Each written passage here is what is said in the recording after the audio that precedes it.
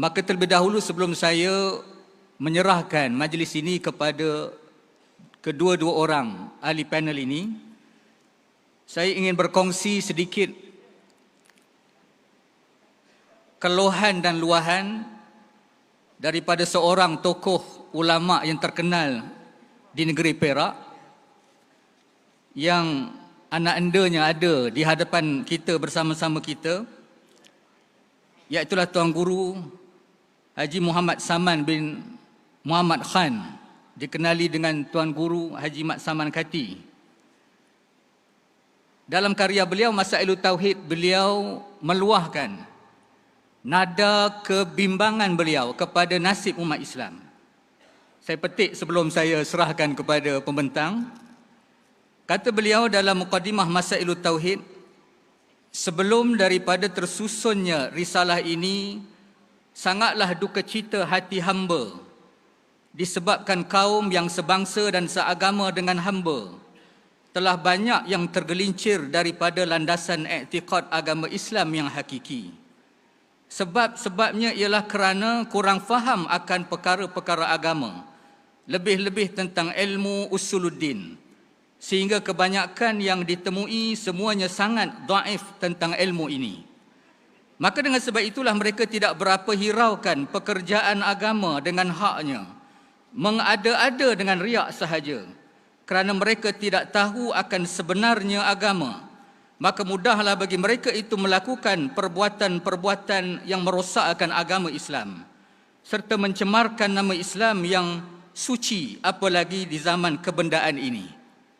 Tanpa saya melanjutkan, sekadar kita menumpang kebimbangan itu di mana umat Islam terdedah kepada ancaman yang menuntut kepada daya imunisasi. Ummah kita perlu kepada pelindung.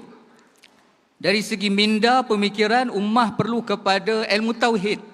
Dari segi psikologi kejiwaan, ummah perlu kepada ilmu tasawuf. Maka perhimpunan kita pada petang ini adalah untuk menyemarakkan, seperti mana yang kita dengar di dalam perasmian tadi, tentang pentingnya ilmu tasawuf ini dari sudut pribadi dan juga masyarakat dan negara.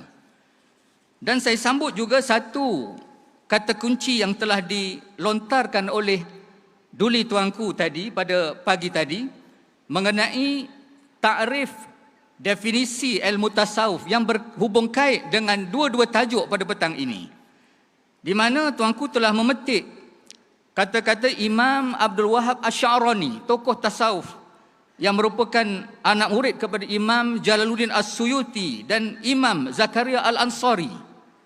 Maka ketokohan beliau melayakkan beliau mendefinisikan tasawuf itu sebagai ilmun inqadaha fi qulubil awliya hina istanarat bil amal bil kitab was sunnah. Ilmu tasawuf itu adalah ilmu yang inqadaha, yang menyala, yang muncul di dalam hati-hati kekasih Allah, hina tatkala hati itu bersinar, bercahaya dengan sebab pengamalannya kepada kitab dan juga sunnah. Inilah hubung kait antara tasawuf dan juga syariah, dan kaitan antara hakikat dan juga syariat. Tidak berpisah antara duanya kerana hakikat itu adalah batin kepada syariat.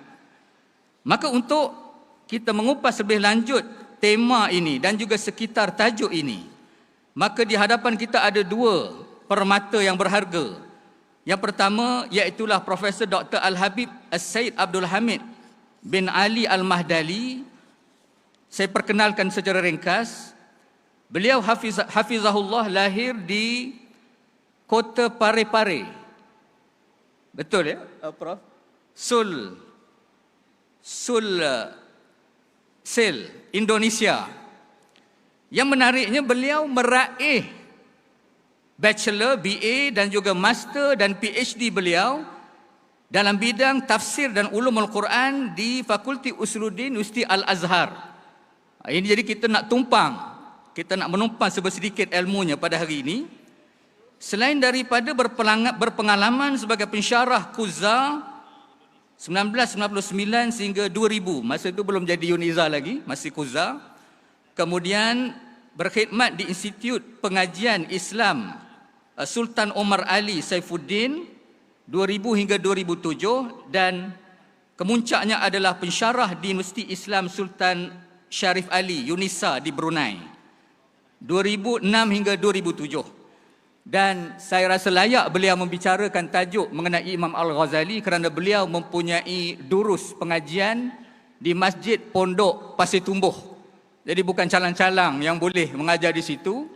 Dan saya ingat bab juzuk pertama itu sangat penting berkait dengan tajuk yang akan dibentangkan, iaitu mengenai integrasi at-takamul bainal fiqh wa tasawuf inda al-Imam Al-Ghazali.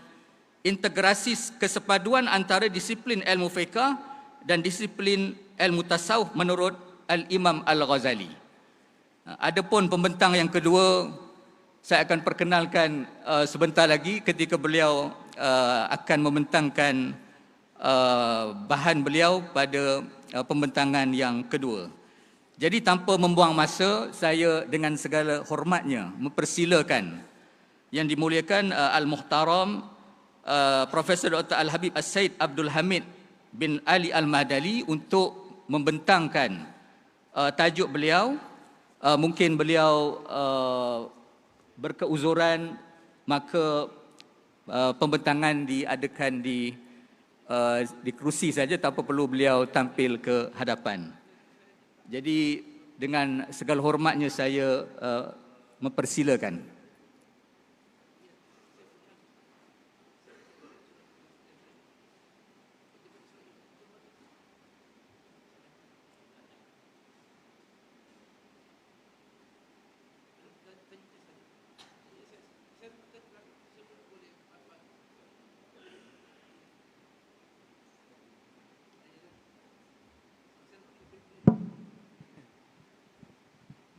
Tajuknya saja. Banyak tu. Bismillahirrahmanirrahim. Alhamdulillah. Wassalatu wassalamu ala Rasulillah Sayyidina Muhammad An-Nabiyil Karim wa ala alihi wa sahbihi ajma'in. Protokol kita yang disayangi, para alim ulama, Ashabus Sa'adah, kawan yang baik, datuk kita, hadirin hadirat, Assalamualaikum warahmatullahi wabarakatuh.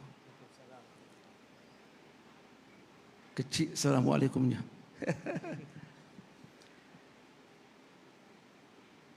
Saya teringat lagi waktu di universiti 8 tahun yang lalu, sebelum ditarik balik menjadi penasihat di Universiti Malaysia Kelantan, aktif lagi kembali untuk mengikuti seminar dan muktamarat. Saya fikir sudah tinggal dah. Saya tinjau untuk memberikan penghargaan kepada mufti, mesti kita terima dia punya undangan. Saya sibuk dengan ad-dauratil ilmiah. Saya melihat ad-dauratil ilmiah ini jauh lebih berkesan. Tak tahulah itu pengalaman saya 20 tahun di universiti. Nah, saya cerita saya punya pengalaman. Saya lepas di Brunei, saya mengingat untuk mengeluarkan ulama universiti bukan jalan dia. Saya mesti bikin pondok. Pondok dan berbentuk universiti. Itu saya punya pengalaman. Maka saya dulu dipanggil untuk ke Qatar oleh kawan. Saya pikir saya sudah tua. Sudah masuk 60. Sekarang 66. Itu tadi itu tarikh palsu. Indonesia kebanyakan tarikh palsu. Sebab kita punya surat kelahiran hilang. Di Indonesia kalau hilang surat kelahiran, kita disuruh pilih tahun. Silakan pilih. Saya pilih 1962. Kerajaan akan tentukan tarikh dia dan bulan dia 31 Desember. Itu semua palsu. Jadi kita semuanya yang ada di sini alhamdulillah. Makanya itu saya tak boleh berdiri. Lutut sudah bergerak. Kalau anak muda tak apalah. Nah, adinda kita, saya sudah tak boleh berdiri.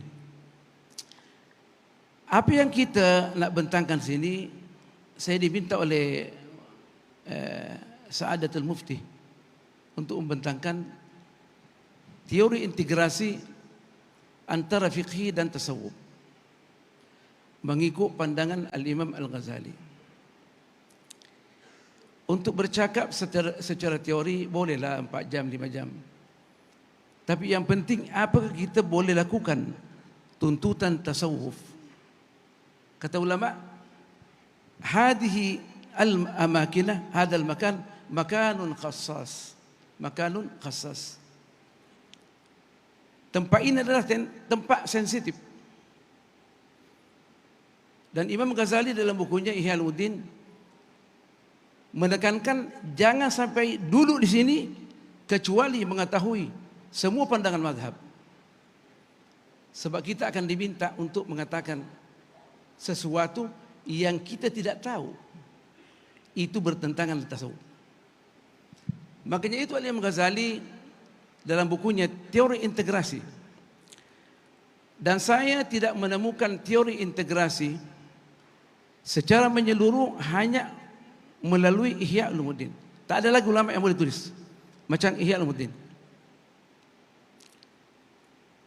Bagaimana boleh Al-Imam Ghazali tidak akan terulang namanya Al-Ghazali? Sebab dia telah mengkaji semua ilmu pengetahuan. Nah, bahkan dikatakan dia mengkaji ulumul hadis.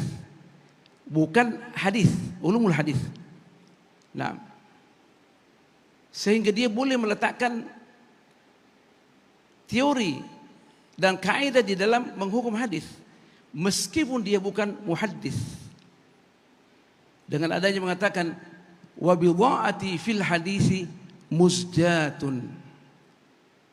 Modal saya dalam hadis sangat minim daripada riwayat. Adapun daripada diraya adalah dianggap orang yang terhebat.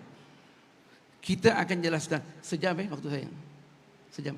Nah, boleh kita anulah relax. Al-Imam Ghazali melihat bahwa untuk sampai kepada kebenaran mestilah melalui ilmu yang lengkap. Sebab Al-Quran turun. Yang pertama turun 5 ayat daripada surat Al-Alaq. Dimulai dengan Bismillahirrahmanirrahim. Iqra' bismi rabbikal ladzi khalaq. Dengan nama Allah yang Maha Pengasih lagi Maha Penyayang. Bacalah wahai Nabi yang mulia. Dengan nama Tuhanmu yang telah menciptakan segala sesuatu. Iqra' bismi rabbikal ladzi khalaq. Khalaqal insana min 'alaq. Yang telah menciptakan manusia dari segumpal darah. Ulama mengatakan ini menunjukkan pentingnya integrasi ilmu.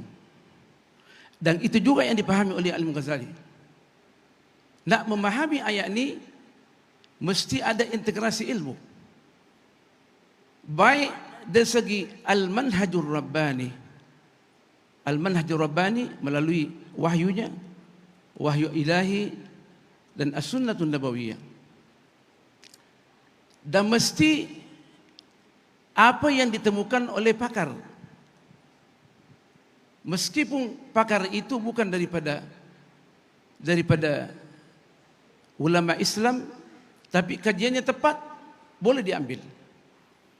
Nyatanya dijadikan mantik sebagai sarana untuk memahami Islam, yang mana tidak bertentangan dengan umum syariah, kaidah umum dalam Islam. Ambil dari mana Imam Ghazali?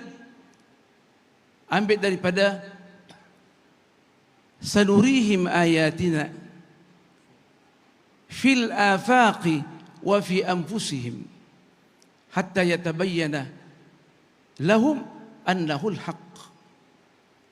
Kami akan memperlihatkan kepada mereka, jin dan manusia, tanda-tanda kebesaran kami di seluruh penjuru dunia dan pada diri mereka,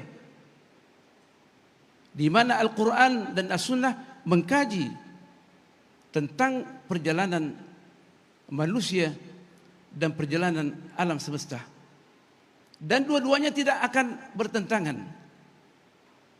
Bila mana membaca, maka akan nampak bahwa Al-Quran itu benar, annahul haq. Makanya itu ulama kita mengatakan, kita mesti membaca kitab Allah yang al-matlu, kitab Allahil matlu, al-matluwi, kitab Allah yaitu Al-Quran, mesti kita membaca tiap hari. Dan membaca kitab Allah yang terbuka, yang pertama melalui diri kita, yang kedua di sekeliling kita, alam kita. Makanya itu di dalam sistem pemikiran yang kita pelajari dalam Ihya Ulumuddin, ada manhaj Al-Imam Ghazali yang perlu kita ketahui secara umum untuk mengetahui tasawuf yang sebenarnya. Dan ada manhaj yang berkaitan dengan tasawuf, al-manhaju al-khas, mesti dipelajari. Dan ditekankan sebelum belajar al-manhajul am, mestilah menghafal Al-Quran. Sekurang-kurangnya ayat-ayat yang boleh membantu kita mentelaah dan memikirkan alam semesta, kita boleh hafal.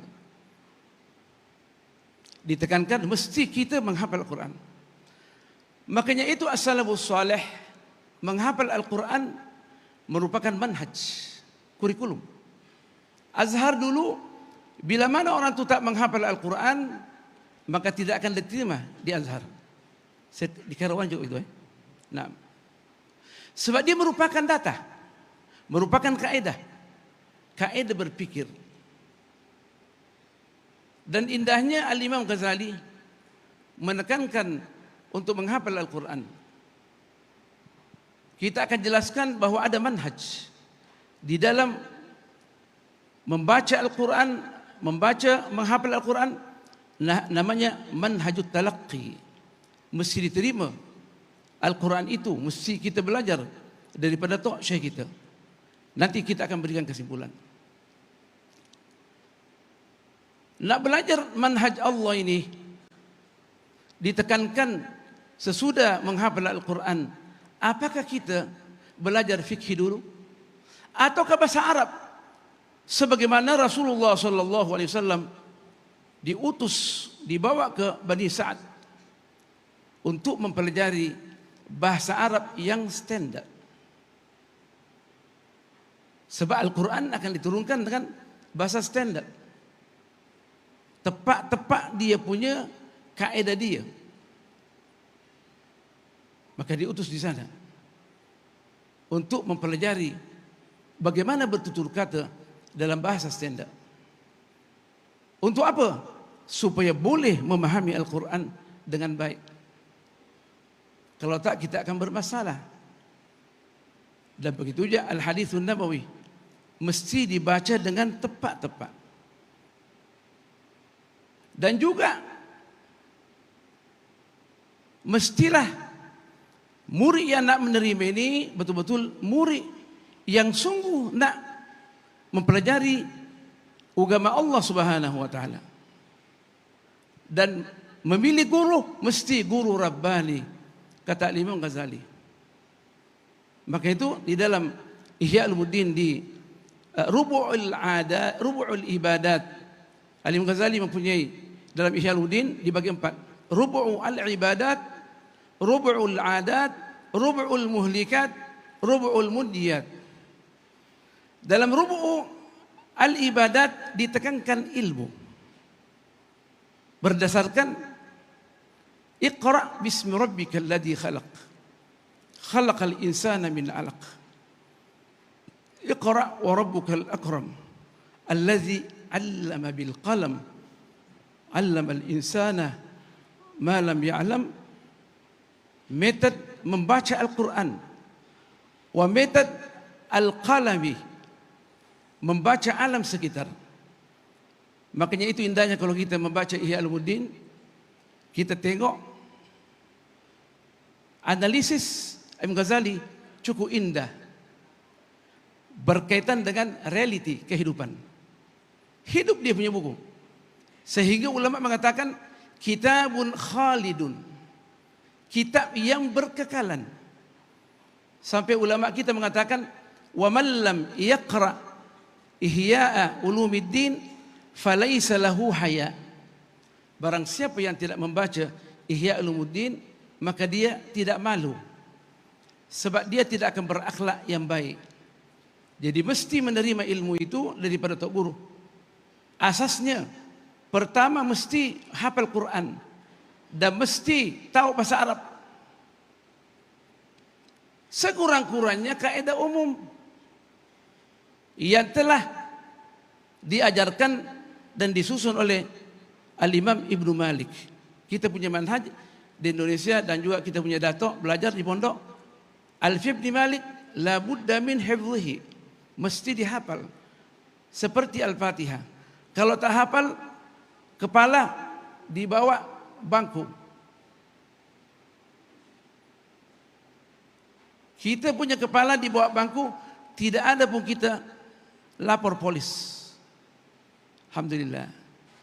Sebab kita di Indonesia sudah diserahkan kepada tok guru kita.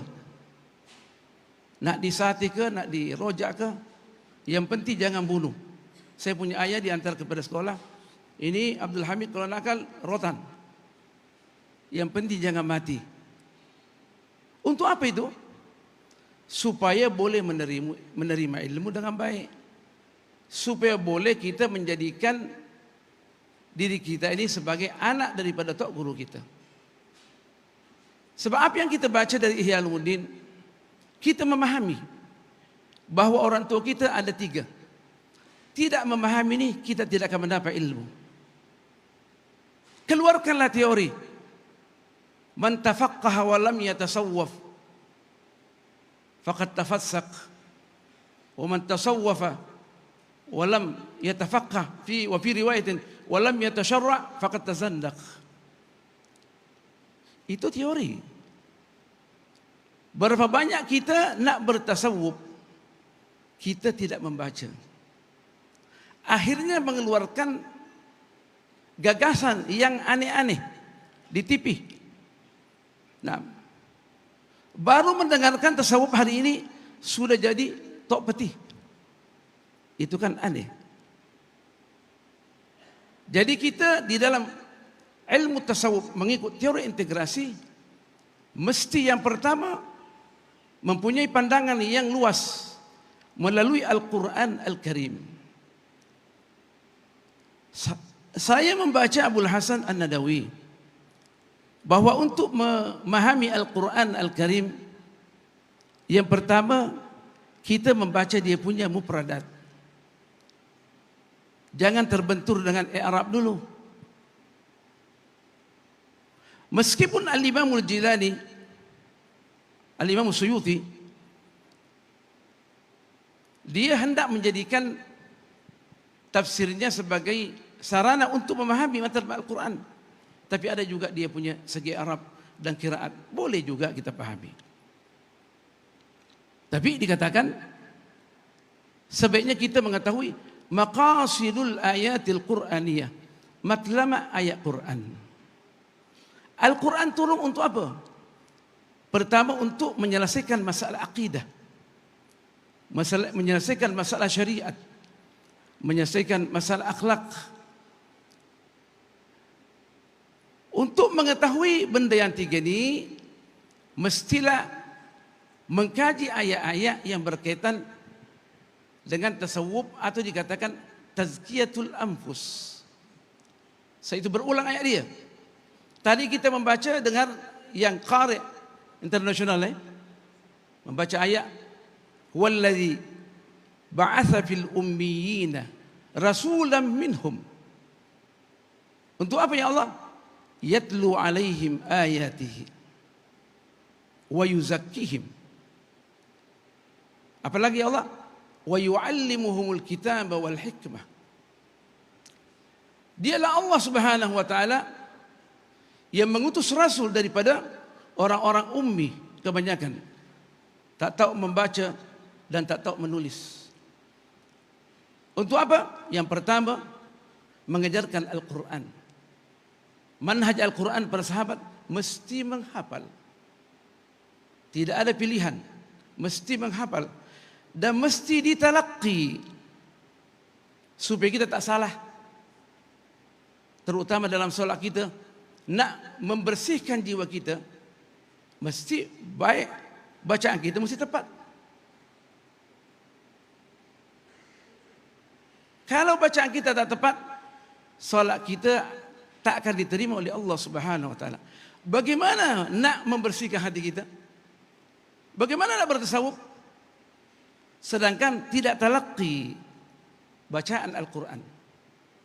Itu ditekankan semua dalam Ihya Ulumuddin. Nah, mesti berguru.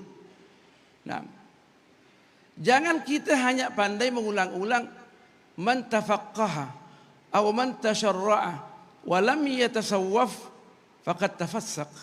Barang siapa yang mengkaji ilmu fikih, ilmu fikih di sini maksudnya ilmu aqidah wa ilmu ibadat wa ilmu muamalat. Makanya itu Imam Ghazali letakkan setelah babul ilmi adalah aqidah mesti diperbaiki. Terutamanya apa yang berkaitan dengan sifat 20. Merupakan asas untuk mengetahui semua sifat-sifat Allah Subhanahu wa taala. Tanpa mengetahui sifat 20, kita akan bermasalah di dalam berinteraksi, mengetahui dan mengenal nama-nama Allah yang lain. Makanya itu Al-Imam Ali karramallahu wajhahu dalam Nahjul Balagha dia kata, "Wa man wasafa Allah taala faqad haddahu wa man haddahu faqad ja'alahu minal makhluqin." Dalam Nahjul Balagha. Barang siapa yang pandai-pandai memberikan sifat kepada Allah, maka sungguh dia telah membatasi Allah Subhanahu wa taala. Barang siapa yang pandai-pandai membatasi Allah Subhanahu wa taala melalui sifatnya, dia telah mengkategorikan Allah sama dengan makhluk. Dan ini sangat berbahaya.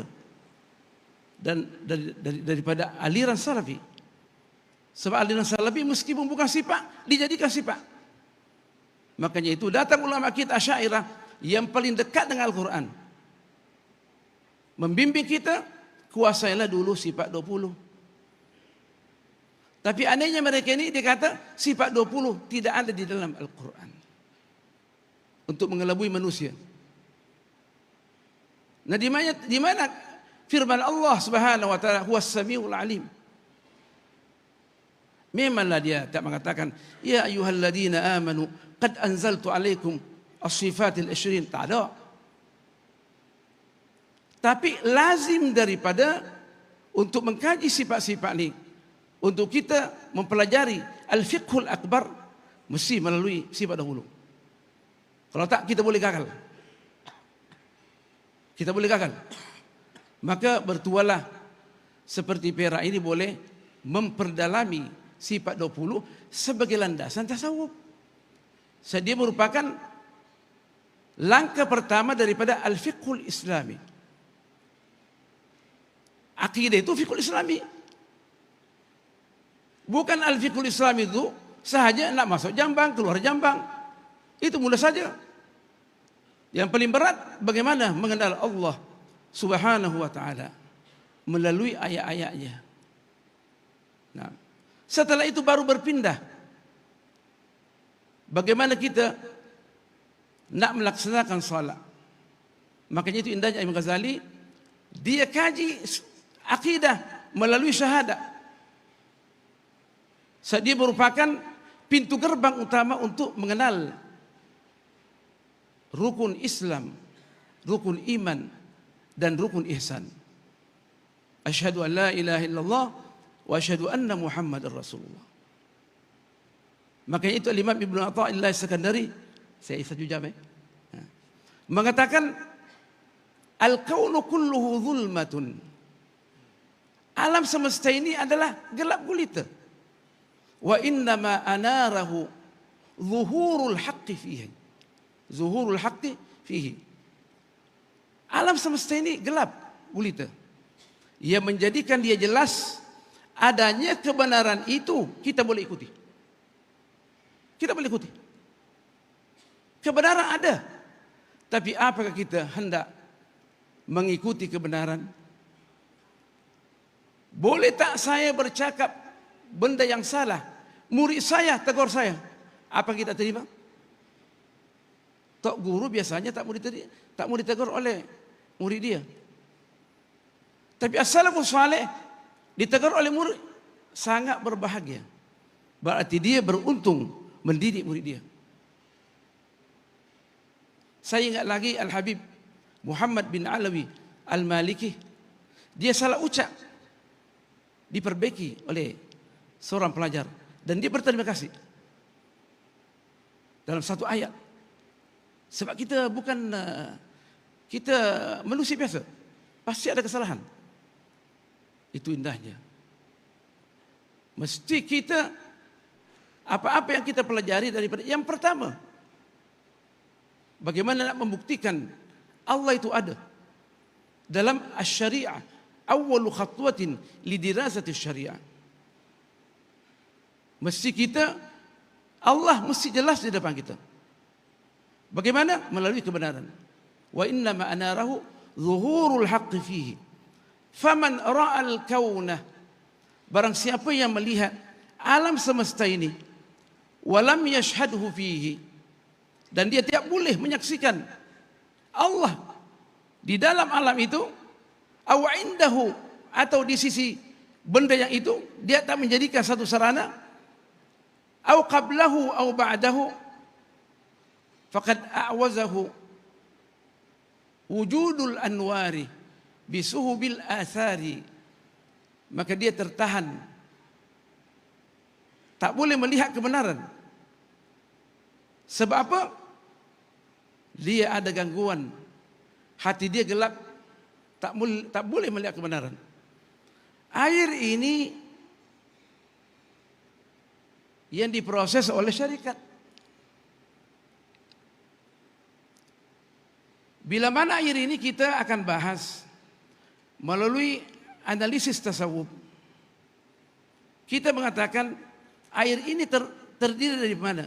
Daripada oksigen dan hidrogen. Berarti ada api. Kalau gitu kita tak boleh minum. Saya dahaga. Minum dulu. Ada zat api. Oh, sedapnya air ini. Siapa yang buat? Syarikat mana yang buat ini? Kita akan bertanya. Tidak diambil dari longkang. Orang kata gila. Pasti ada yang memproses. Manusia merupakan makhluk Allah yang paling indah. Sehingga dalam hadis dikatakan, khalaqa Adam ala suratihi. Dia menciptakan Adam menurut mengikut gambaran dia. Dia itu siapa? Yang masalah ada satu hadis ala suratir Rahman, tapi ditakwilkan oleh ulama. Kenapa ala suratir Rahman? Sebab Allah sayang manusia, menjadikan manusia itu khalifatan fil ard, untuk melaksanakan kewajiban perintah Allah Subhanahu wa taala mengikut kemampuan dan menyampaikan mesej perintah itu kepada orang lain dan meninggalkan serta merta segala larangan, baru boleh menjadi khalifah.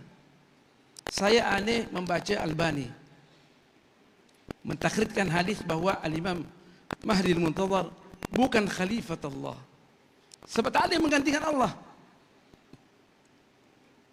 Maka itu susahnya kita bila mana kita dalam hadis nak pakar mentafsirkan juga. Kita di hadis sajalah. Jangan belok-belok ini. Kalau tak pandai jangan bermasalah. Sebab Allah mengatakan inni ja'ilun fil ardi khalifah. Seperti Adam alaihissalam dan semua anaknya yang merintahkan kepada kebenaran. Kita kembali kepada bahagian yang pertama daripada Ihya Ulumuddin. Pentingnya mengkaji ilmu secara keseluruhan. I'rabnya mesti tahu, balaghahnya mesti tahu bagi ustaz. Tapi saya aneh bila mana ustaz itu pandai bercakap di TV, baca hadis pun tak boleh. Dia membaca hadis, Allahumma ahyini miskinan. Ya Allah, hidupkan saya dalam keadaan miskin. Wa amtinni, bukan wa amitni, dibaca wa amtinni miskinan. Mujur ada terjemah, dia boleh lepas. Kata Imam Ahmad Al-Farahidi, barang siapa yang membaca hadis salah baca, tak ikut Arab dia, maka sungguh dia mengadakan kata bohong kepada Rasulullah sallallahu alaihi wasallam. Falyatabawwa maq'adahu minan nar. Siap-siaplah nak masuk api neraka. Jadi ustaz yang nak menyampaikan pelajaran Arab mesti dikuasai. Nah, saya ingat lagi waktu nak ambil tauliah, orang uji saya Arab. Sedangkan kita di Indon Arab tu macam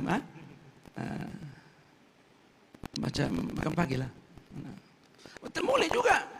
Nah, kata Sayyidah Hawa, barang siapa yang mengatakan Arab tidak penting dalam Islam, dia hendak menghancurkan kehidupan kita dalam beragama. Saya itu asas mesti tahu. Nah, mesti tahu.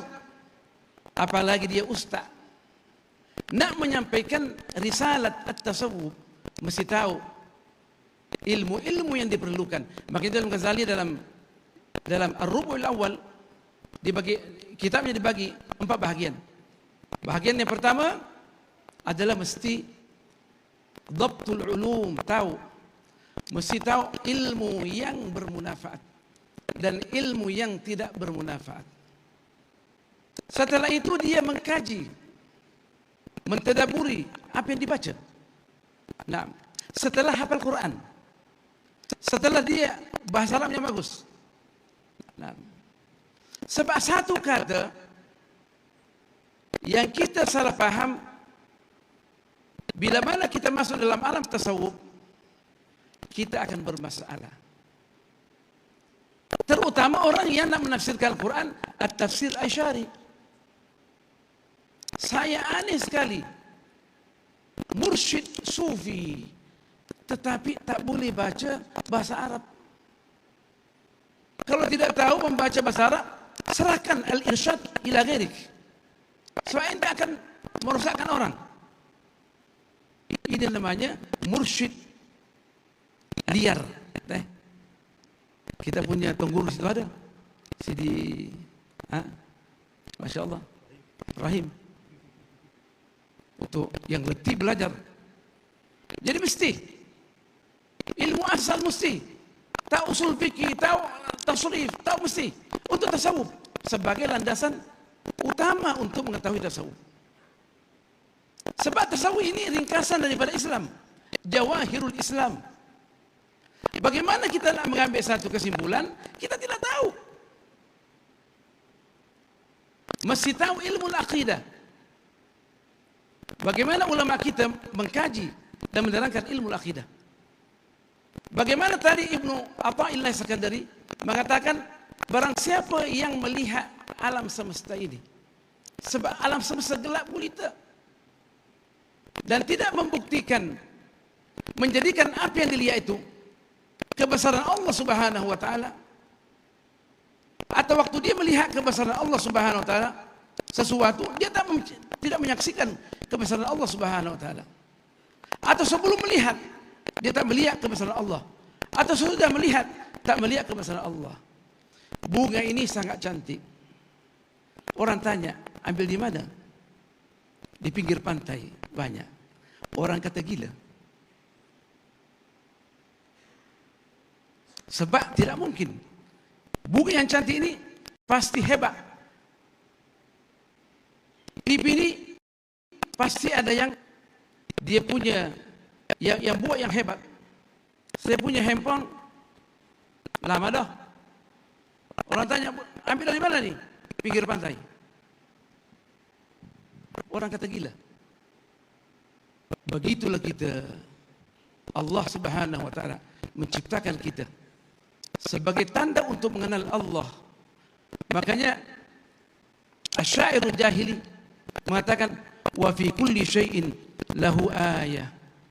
Setiap sesuatu yang kita tengok merupakan tanda kebesaran Allah. Wa fi kulli syai'in lahu ayah tadullu ala annahu al-wahid, menunjukkan Allah Maha Esa. Nah, apakah kita boleh menguasai ilmu itu? Yang kedua, kata Imam Ghazali, selepas kita mengetahui masalah ibadat secara menyeluruh, al-minhajul ilmi takamuli. Nah, bukan saja tasawuf dengan fikih, tak. Ala-ala itu mesti dikuasai. Ada beberapa masalah yang dijelaskan. Pertama, bahasa Arab, al-maqasidul Qur'aniyah, al-maqasidul asy-syar'iyyah. Berbeda tuh. Nanti boleh tanya lah. Apa perbedaan al-maqasidul Qur'aniyah wal maqasidus syar'iyyah? Ini jurusannya kita punya dato. Was-sunanul kauniyah, sebagai penafsiran terhadap Al-Quran. Ihya Ulumuddin merupakan tafsir maudhu'i. Orang yang paling hebat. Sekarang ini tafsir maudhu'i di Azhar baru dibuka. Al-Imam Ghazali sudah berapa abad yang lalu telah meletakkan satu metode yang paling hebat. Dia meletakkan metodologi analisis dalam menyelesaikan satu permasalahan. Didatangkan semua dia punya dalil. Al-Quran pertama, As-Sunnah. Dia anggap As-Sunnah itu yang diletakkan adalah bila mana berkaitan dengan akidah, hukum hakam, sahih semuanya. Yang berkaitan dengan motivasi, tidak ada palsu. Dan itu yang ditekankan oleh Murtada Az-Zabidi, tidak ada palsu. Orang lain yang melihat palsu. Kalaulah Imam Ghazali meletakkan hadis palsu di dalam Ihya Ulumuddin, dia tahu hadis palsu dan dia letakkan, adalah mengkhianati Allah dan Rasulnya. Dan itu tidak mungkin. Anehnya yang mengajar ini adalah orang-orang yang tidak bertanggung jawab. Di antaranya Ibnu Taimiyah yang mengatakan dalam Ihya Ulumuddin banyak kerosakan. Makanya pengikut-pengikut mereka juga berani mengkritik ulama. Dan ini sangat berbahaya. Tidak ada orang alim yang rabbani yang datang sesudah Imam Ghazali melainkan dia membaca Ihya Ulumuddin. Tapi mesti melalui guru. Jangan baca terjemahan. Sebab terjemahan bermasalah. Sebab terjemahan ini diterjemahkan mengikut pemahaman penterjemah.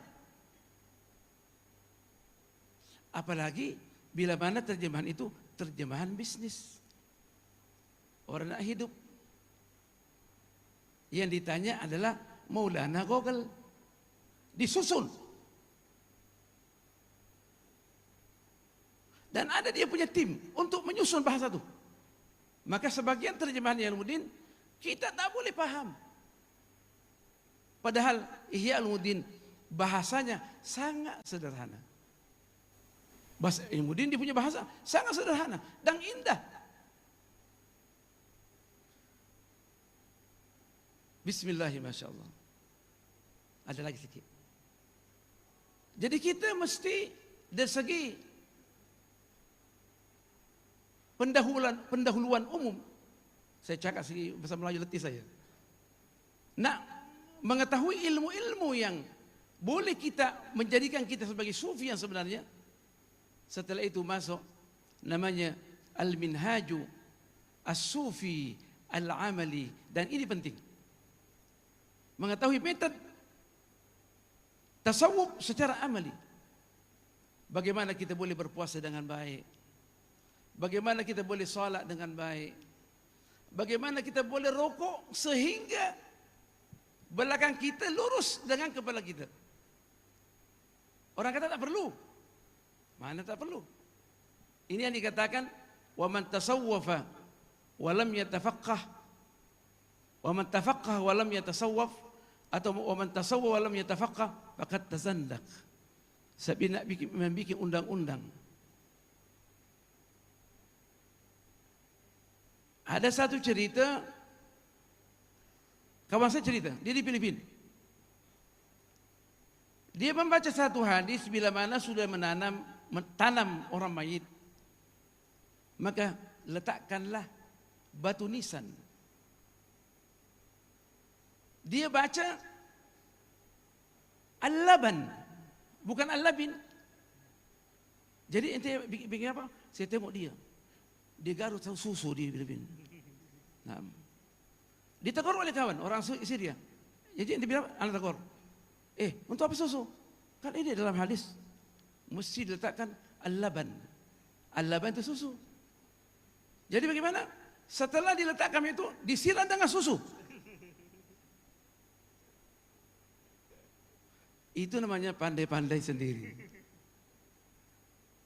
Itu semua akibat daripada Maulana Syekh Gogol. Mesti berburu. Jangan malu. Terutama nak membaca Al-Fatihah. Perbaiki bacaannya. Kita di Asia ini sekurang-kurangnya membaca qiraat Hafs an Asim.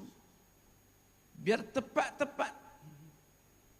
Supaya Allah terima. Kita anak kemarin daripada Negeri Sembilan, tengok orang tu dia jadi imam terus pakai celana, bukan kerana celananya. Ente alim tak? Sebab dalam mazhab kita, bila mana orang jahil jadi imam, di belakangnya orang alim, orang jahil, batal solat orang alim. Dia nak tes. Jadi mesti belajar untuk memperbaiki tasawuf. Mesti belajar. Tasawuf maksudnya kebersihan hati kita di dalam melaksanakan ibadah kita. Jangan tunjuk-tunjuk sebagaimana tadi dijelaskan oleh Wazirul Awqaf. Tapi itu teori. Saya juga teori. Kita semua teori. Yang menjadikan kita boleh melaksanakan tasawuf dalam minhaj tazkiyatul anfus dengan didikan tok guru yang baik. Mesti ada tok guru yang alim yang mendidik kita. Saya sebelum pakai serban ni, dia ada ekor. Ekornya saya masukkan. Berjumpa dengan Habib Muhammad bin Ali al-Maliki. Dulu saya pakai yang merah. Waktu saya jumpa di hotel, tak. Udukul huna. Disuruh saya peluk. Saya peluk dia. Dan dia pukul saya punya serbang. Bid'ah. Jadi saya pakai serbang putih itu. Pada saya di Azhar daripada akhir sanawi. Nah, jadi saya tak pakai dah. Dan diijazahkan. Ijazah ini penting. Bila mana kita menerima ijazah, cahaya itu terserlah dalam hati kita. Orang tak tahu. Makanya ulama mengatakan, jelaskan sanadnya siapa, terima dari mana. Jangan sampai kita salah menerima ilmu pengetahuan, tidak melalui tok guru. Kalau tidak salah, minta maaf, saya seorang yang mengajar Ihya Ulumuddin di Kuala Terengganu. Siapa kira-kira yang hadir untuk membaca Ihya Ulumuddin? Tidak ada orang yang mau hadir. Saya harapkan pelajar-pelajar daripada Universitas Islam boleh datang belajar Ihya Ulumuddin. Tidak ada yang datang. Tapi bila mana disuruh mengajar Ihya Ulumuddin, semua nak ajar. Baca terjemahan. Kenapa kira-kira? Sebab itu bisnis. Mengajar sekali RM150 atau RM200. Siapa nak kasih? Padahal dia dianggap bersalah di depan Allah mengajar tanpa dia menerima ilmu itu. Saya ingat lagi waktu di Brunei, orang nak mengajar Ihya Ulumuddin. Bib, berikan ijazah kepada saya Ihya Ulumuddin. Untuk apa? Saya nak mengajar. Ini bisnis juga. Nah, mulalah bawa dia buah-buahan ke rumah.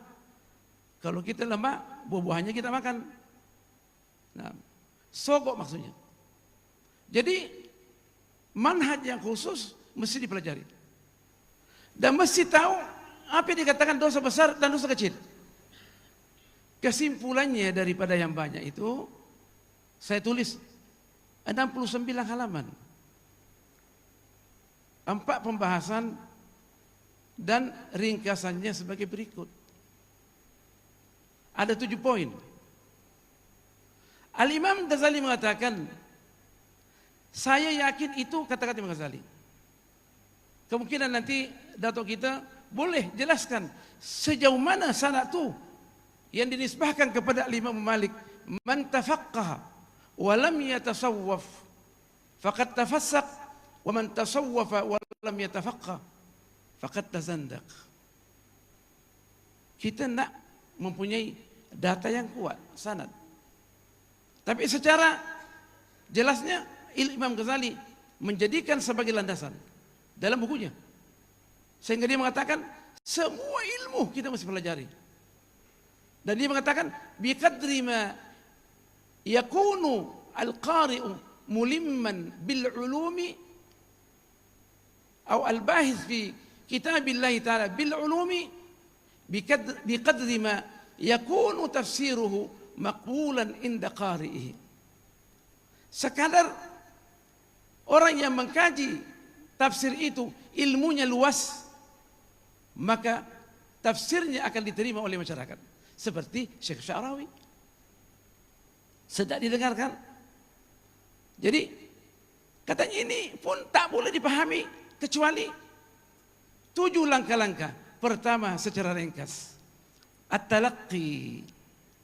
Berusahalah menerima ilmu itu daripada tok guru. Yang kedua, at-takhalli.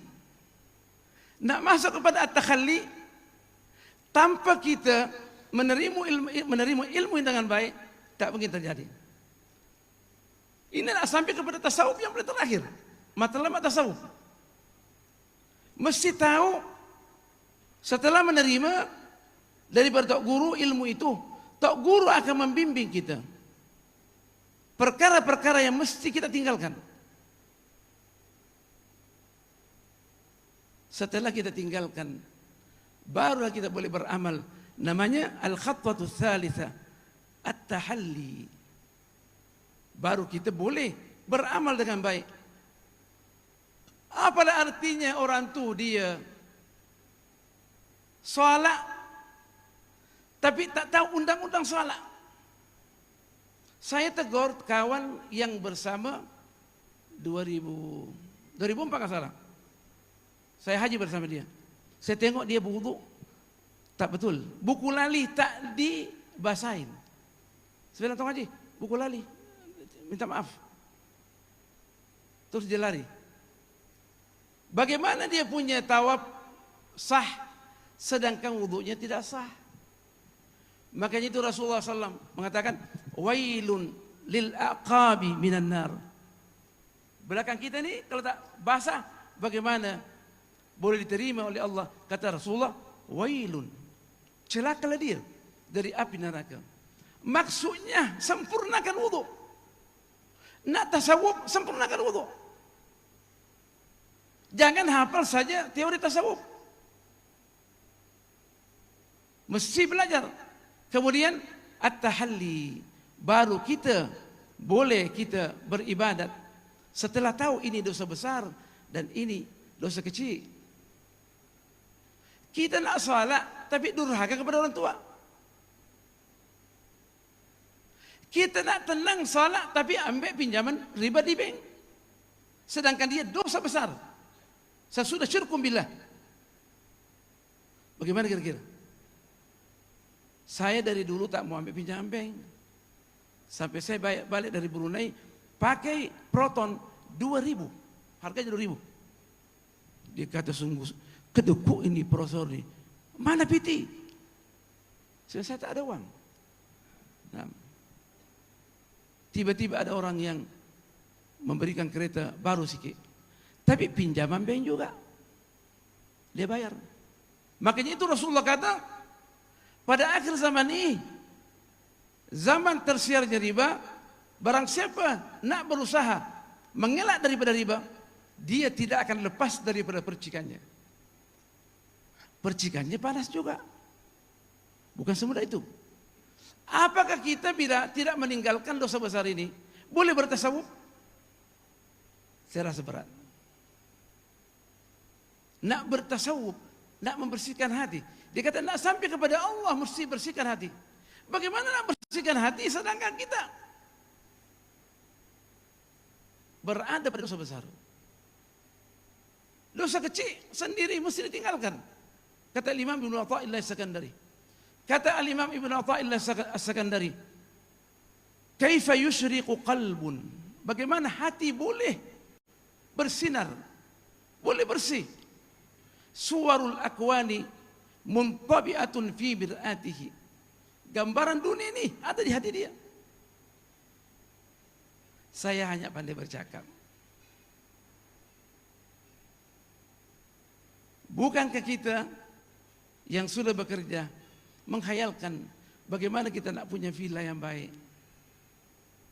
Saya sebagai profesor, kalau tak belajar tasawuf, saya malu dikatakan pakai kereta tua. Iya kan? Kan? Pasti mau BMW. Indonesia kata BMW. Jangan pakai kereta rendahan. Tak mungkin. Itu berkaitan dengan hati. Yang pandai-pandai bercakap tasawuf dan mempunyai pangkat yang tinggi, seandainya tidak dijemput, dia marah dok. Pasti akan marah. Al-Imam Ghazali lalu di masjid nak bai'ah seorang guru. Sudah Hujjatul Islam. Depan masjid. Kalau dia enggak salah, buang najis depan masjid. Dia tengok Tok Syekh. Tok Syekh kata, bersihkanlah. Dengan tangan saya, dengan baju kamu. Dia bersihkan dengan bajunya. Kemudian menghadap sama Tok Guru untuk bai'ah dalam tasawuf. Kata Tok Guru itu, engkau lebih baik dari saya. Tak perlu belajar dari saya. Sudah cukup, ente lebih hebat. Siapa dia? Al-Imam Ghazali. Yang dulu menjadi Al-Mustasyaril A'la, penasihat tertinggi dalam negara. Bukan penasihat presiden. Penasihat khalifah. Yang mempunyai gaji cukup tinggi. Kalau ada gelar untuk Al-Imam Ghazali pada waktu itu, kita punya gelar tung yang paling tinggi. Tung. Kalau ada gelaran lebih daripada tung, Al-Imam Ghazali berhak diberikan. Hebatnya Ghazali. Setiap bercakap orang yang serban besar hadir sama dia. Dia kata, bukan saja kita belajar daripada ilmunya, tapi bahasanya yang indah. Ghazali bahasanya indah. Nah, sebab dia talaqi. Wa kaifa yusyriqu qalbun wa kaifa yarhalu ila Allah Ta'ala. Bagaimana dia pergi kepada Allah wa huwa lam yatub min hafawatihi. Benar kan? Nah. Bagaimana nak pergi kepada Allah? Wa kaifa yarhalu ila Allah wa huwa lam yatatahhar min janabatihi. Bagaimana dia nak pergi kepada Allah, hatinya nak bersihkan, sedangkan janabah min janabati ghafalatihi, dia tak berzikir selama-lamanya, mesti berzikir. Am kaifa yarju ay yadkhula hadrat Allah wa lam yatub min hafawati. Bagaimana dia nak pergi sama Allah, dia tak tinggalkan lagi kesalahan-kesalahan dia. Am kaifa yafhama daqaiq al-asrar. Bagaimana dia nak memahami tentang rahasia Allah, sedangkan hatinya lagi masih bermasalah. Kalau kita punya hati masih bermasalah, bagaimana kita nak mengetahui firman Allah Subhanahu wa taala waktu mengatakan bismillahirrahmanirrahim? Itu yang ditekankan oleh Imam Ghazali dan Ihyanuddin. Bagaimana dia mengetahui bismillahirrahmanirrahim? Matlama daripada bismillahirrahmanirrahim untuk dijadikan sebagai landasan berjalan kepada Allah. Mudah saja, dengan nama Allah yang Maha Pengasih lagi Maha Penyayang. Itu terjemahan.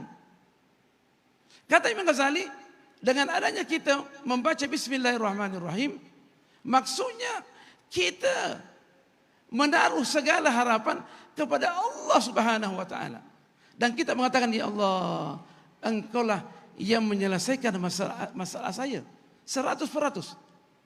Makanya itu ulama berbeda pandangan di dalam mengerapkan ba. Halil ba huna lil musahabah am lil ala. Hebatnya ulama. Kalau kita baca tafsir, benda ni buang waktu, datang waktu. Semuanya maknanya tinggi. Apakah artinya daripada ba' situ lil musahabah? Kita jadikan nama Allah sebagai teman kita, atau lil ala sebagai alat kita. Cukup cantik. Ini dibahas oleh Al-Ghazali melalui rahasia bahasa. Kemudian yang ketiga, yang keempat, setelah kita boleh beramal di dalam Islam, ditekankan supaya kita mengetahui sifat-sifat Allah yang boleh kita ikuti. Namanya at-tajalli. Bagaimana kita boleh menjadi orang yang pengasih, terutama pembesar negara. Bagaimana kita boleh kasih kita punya bawahan. Namanya at-tajalli.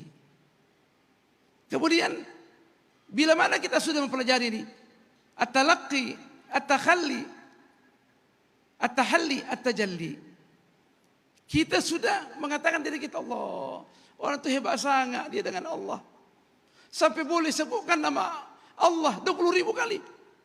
Ada gitu-gitu, Pak Syekh kata, pasti dia wali. Dalam kita baca Ihya Ulumuddin, ada langkah yang kelima mesti diketahui, yaitu at-tabarri. Syaitan akan masuk dalam hati kita. Dia kata, hebatnya lah kamu ni, engkau lah yang paling alim di rantau ini, tahu fikih, tahu akidah, tahu segala-galanya, boleh bersifat-sifat Allah, hebatnya lah kamu. Kata Imam Ghazali, akan timbul rasa ujub dalam hati dan sombong saat dia sudah sampai kepada Allah. Barang siapa yang merasa demikian, maka di mata Allah jatuh. Kata dalam hadis itu, tidak mungkin masuk surga orang punya perasaan ujub, kibria, meskipun sebesar darah. Maka kita mesti mengatakan at-tabarri. Bagaimana nak mengobati? Ulama menyuruh kita banyak membaca wala haula wala quwata illa billah. Makanya itu waktu Rasulullah berjumpa dengan neneknya Sayyidina Ibrahim dan orang tua kita semua, dia kata, salam kepada umatmu wahai anak yang mulia, dan suruh banyak mengucapkan subhanallah walhamdulillah wala ilaha illallah wallahu akbar. Ia merupakan kesimpulan Islam. Kata Izzuddin Abdus Salam dalam At-Tabaqatus Syafi'iyah lil Imam Subki, 4 ini sangat diperhatikan dan menentukan kehidupan kita di akhirat. Subhanallah walhamdulillah wala ilaha illallah wallahu akbar. Dan dia merupakan kesimpulan akidah Ahlus Sunnah wal Jamaah dalam bukunya Al-Aqidatul Islamiyah yang dimuat oleh Al-Imam Subki. Tapi kita setelah membaca ayat Quran, wal baqiyatus salihatu khairun inda rabbika thawaban wa khairun amala. Kata ulama, al baqiyatus salihat, zikir yang menanggulangi kita punya masa depan bersama dengan Allah. 4 kata ini. Tapi kadang kita tertipu. Kita mengatakan, Allah hebatnya saya, setiap sudah salat 100. Jadi sayalah orang yang paling hebat. Bagaimana mengobati? Ulama mengajarkan at-tabarri. Baca Ihmuddin. Baca wala haula wala quwata illa billah. Tidak ada daya dan upaya di dalam menyembuhkan 4 kalimat ini yang asas, semuanya daripada taufik minallah. Maka itu orang tua kita dulu kata di Asia Tenggara ni, dia belaka. Dia belaka. Allah Subhanahu wa taala. Kalau kita sudah boleh membaca la haula wala quwwata illa billah, berarti kita sampai kepada puncak tasawuf. Tapi akan diganggu oleh syaitan. Maka mesti ada at-tahaqquq. Nah, apa itu tahakkuk? Cek belakang apa yang kita terima. Daripada at-talaqqi wat-takhalli wat-tahalli wat-tajalli wat-tabarri. Cek belakang kita punya amalan. Betul tak? Allah terima. Lepas itu barulah kita yang terakhir, at-tawakkulu 'ala Allah taala. Bertawakal. Tawakal ini merupakan jauharut tasawuf. Maka ini dikatakan, wa may yatawakkal 'ala Allah fahuwa hasbuh. Barang siapa yang bertawakal kepada Allah, cukuplah baginya Allah. Itu setelah kita mengetahui sarana yang syar'i. Kalau tak namanya at-tawakkul 'ala Allah. Abida. Intal waktu. Itu yang dapat disampaikan. Bercakap di syahwat. Syahwat. Semua orang bercakap syahwat. Alangkah baiknya kalau saya tak bercakap. Tapi sudah bercakap dah. Mudah-mudahan Allah maafkan saya. Subhanakallah bihamdik. Asyhadu an la ilaha illallah. Asyhadu an la ilaha illallah. Astaghfiruka wa atubu ilaik. Bismillahirrahmanirrahim. Nashkuru li Sayyid Al-Habib ala taqdimihi an-nafis. Allahumma ja'alna mimman yastami'una al-qawla fayattabi'una ahsanah. Hampir keseluruhan isi kandungan kalam Habib Said Habib tadi berkenaan penekanan tentang ilmu, sebagaimana Imam Ibnu Ajibah dan juga Imam Al-Ghazali di dalam Raudatul Talibin menjelaskan hakikat tasawuf itu, awwaluhu ilm wa wasatuhu amal wa akhiruhu mauhibah. Yang pertama sekali, pokok pangkal dalam tasawuf ialah ilmu. Itu yang sebagian besar ditekankan oleh Habib. Kemudian sudah pastilah pertengahannya adalah amalan, dan akhirnya adalah anugerah pemberian daripada Allah, daripada asrar dan juga haqaiq. Tapi kebanyakan orang yang bertasawuf itu lebih mengejar yang hujung itu, membicarakan tentang gambaran hakikat, rahsia. Tetapi adakah diperbetulkan ilmu supaya amalan menjadi sah dan dengan itu dapat menjernihkan cahaya